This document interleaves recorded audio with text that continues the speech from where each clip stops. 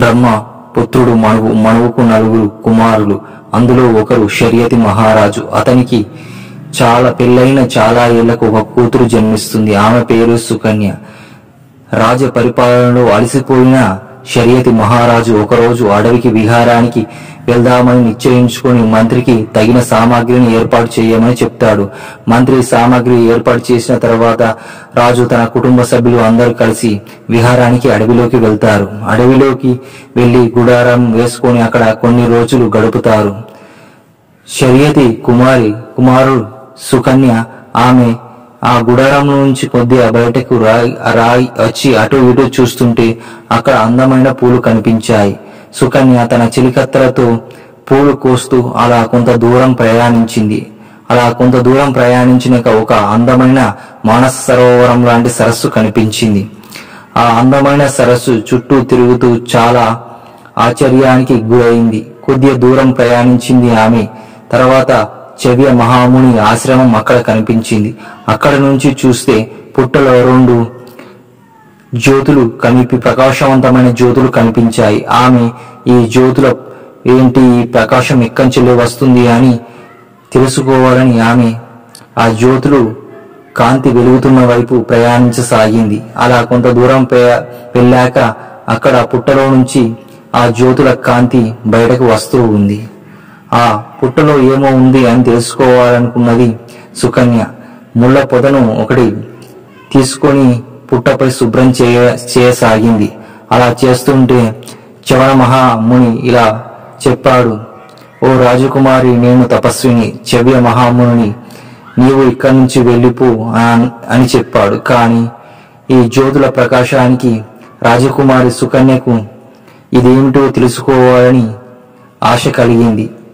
ముళ్ళ పొదతో ఆమె పుట్టపై శుభ్రం చేయడం ప్రారంభించింది. అలా కొద్దిసేపైన తర్వాత ఆ ముళ్ళ పొదలు చవన మహర్షి కళ్ళలో గుచ్చుకుని అతను అంధుడైపోయాడు.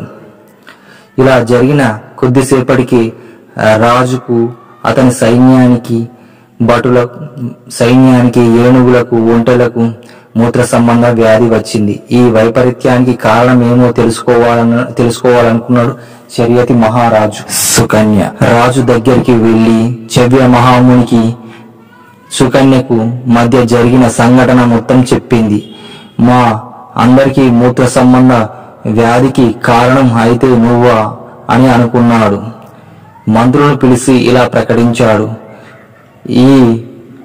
మా అమ్మాయి చేసిన అపరాధానికి ఆమెను చవ్య మహామునికి ఇచ్చి పెళ్లి చెయ్యాలనుకుంటున్నాను అని నిశ్చయించుకొని కొన్ని రోజుల తర్వాత షరియతి మహారాజు సుకన్యను తీసుకుని వెళ్లి చవ్య మహాముని ఆశ్రమం దగ్గర సుకన్యకు చవన మహామునికి పెళ్లి జరిపించి తిరిగి షరియతి మహారాజు తన రాజ్యానికి వచ్చాడు. అలా చాలా కాలం గడిచిన తర్వాత షరియతి మహారాజుకు తన భార్యకు తన కూతురు ఎలా ఉందో తెలుసుకోవాలనుకున్నాడు.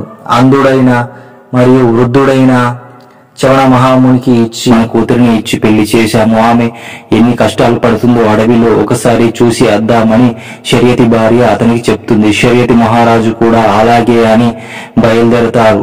అలాగా అడవిలో కొద్ది దూరం వెళ్ళగానే చవన మహర్షి ఆశ్రమం కనిపిస్తూ ఉంటుంది. అక్కడ ఒక అందమైన యువకుడు కనిపిస్తూ ఉంటాడు. ఆ అందమైన యువకుని చూసి షరియతి అతని భార్య, మన కూతురు ఏమైనా తప్పు చేసిందా? అంధుడైన వృద్ధుడైన చవన మహర్షికి మన కూతురు ఏమైనా అపకారం తలపెట్టిందా అని బాధపడుతూ ఆశ్రమంకు దగ్గరలో కూర్చొని ఉంటారు. తల్లిదండ్రుల్ని ఇద్దరు చూసిన సుకన్య వారిద్దరి దగ్గరికి పరుగున వస్తుంది. రాగానే షరియతి మహారాజు సుకన్యను ఇలా అడుగుతాడు, ఈ యువకుడు ఎవరు, ఇక్కడ ఏం చేస్తున్నాడు అని అడుగుతాడు. అప్పుడు సుకన్య అశ్విని దేవతలకు మరియు సుకన్యకు మధ్య జరిగిన సంఘటన ఇలా చెప్పసాగింది.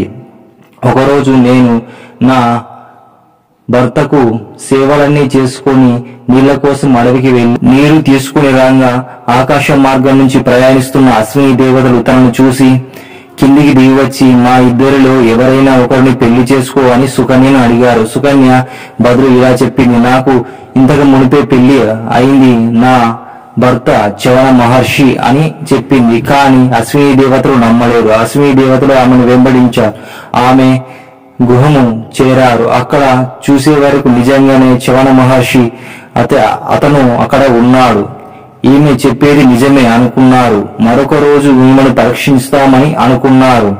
తర్వాత రోజు తన ఆశ్రమంలో 3 యువకులుగా ఉన్నారు. అశ్విని దేవతలు మరియు చవన మహర్షికి యవ్వనాన్ని దృష్టిని ప్రసాదించి 3 యవ్వన యువకులుగా కనిపించారు. సుకన్య ఇది చూసి ఆశ్చర్యపోయింది. అశ్విని దేవతలు ఆ సమయంలో ఇలా పలికారు, మా 3లో ఎవరు నీ భర్త తెలుసుకో. అప్పుడు నీ భర్తకు యవ్వనాన్ని దృష్టిని ఇప్పుడు ఎలాగుందో అప్పటికి జీవితకాలం అలాగే ఉంటుంది అని మేము వరం ఇస్తున్నాము అని అంటారు.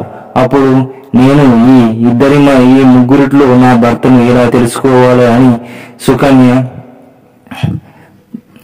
లక్ష్మీ సరస్వతి పార్వతీదేవిని ఉపాసించి తన భర్తను దగ్గరికి వెళ్లి అతని చేతు పట్టుకుంటుంది. అతడు నిజంగా తన భర్తే. దీనికి ఆశ్చర్యపోయిన అశ్విని దేవతలు తమ నిజ రూపానికి వస్తారు. వచ్చి ఆమెను, తదాస్తు, నీ భర్తకు యవ్వనాన్ని చూపును మేము ప్రసాదించాము, ఇది ఇలాగే ఎప్పటికీ ఉంటుంది అని అంటారు. అప్పుడు చవన మహర్షి సంతోషించి దీనికి ప్రతిఫలంగా మీకు ఏం కావాలో కోరుకోమని అశ్విని దేవతలను అంటాడు. అప్పుడు చవన మహర్షితో అశ్విని దేవతలు ఇలా పలుకుతారు, మాకు సోమరసం అధికారం కావాలి అని అడుగుతారు. అలాగే మీ కోరిక నెరవేరునుగాక అని చెప్తాడు. అప్పుడు అశ్విని దేవతలు అక్కడి నుంచి వెళ్లిపోతారు.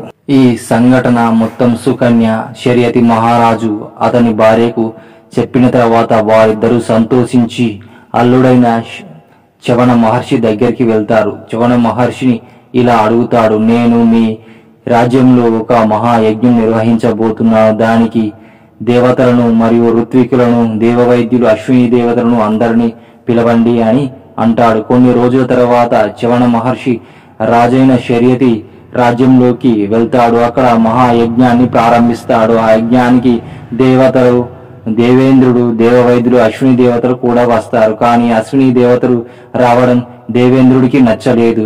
ఈ అశ్విని దేవతలను ఎవరు పిలిచారు అని అంటాడు. అప్పుడు చవన మహర్షి నేనే పిలిచాను అని అంటాడు. ఎందుకు పిలిచావు వీరిని అని అంటారు ఇంద్రుడు. వీరికి సోమరస అధికారం ఇద్దామని పిలిచాను అని అంటాడు చవన మహర్షి. వీరికి మాట పెరిగి దేవేంద్రుడు వజ్రాయుధాన్ని చవన మహర్షిపై ప్రయోగిస్తాడు. చవన మహర్షి దేవి ఉపాసకుడు. యజ్ఞగుండంలో నుంచి మహా రాక్షసుని ఉద్భవింపజేస్తాడు. ఆ రాక్షసుడు మీదికి వజ్రాయుధం వెళ్తుంది. కానీ వజ్రాయుధం రాక్షసుని ఏం చేయలేక వెనుదిరిగి వెళ్లిపోతుంది. రాక్షసుడు ఇంద్రునిపైకి వెళ్తాడు. ఇంద్రుడు ఎటు వెళ్లినా రక్షణ దొరకదు. ఆ సమయంలో మళ్ళీ తిరిగి వచ్చి చవన మహర్షి పాదాలను పట్టుకుంటాడు. అప్పుడు చవన మహర్షి క్షమించి రాక్షసుని మద్యము మరియు జూదము ఉన్న ప్రదేశాల్లో నువ్వు ఉండు అని చెప్తాడు. ఆ రాక్షసుడు అక్కడి నుంచి వెళ్లిపోతాడు. తర్వాత యజ్ఞం పూర్తి అవుతుంది. పూర్తి కాగానే సోమరస అధికారం అశ్విని దేవతలకు ఇస్తాడు చవన మహర్షి.